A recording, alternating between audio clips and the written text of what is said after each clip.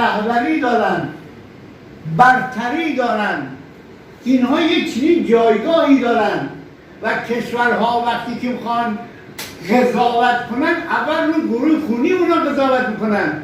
این است که شما ایران را هرچی هم که بگید بازم خودشون میرسونه به یک جایی.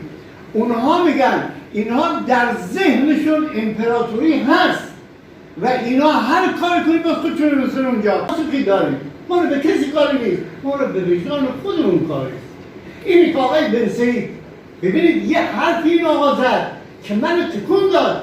این انسانی که حالا میگم یک چیز هست من برای این شرکت انجام میدم، داره انجام میده و ما آمدیم نشستیم که ببینیم خلاصه خروجی این کار چی شده.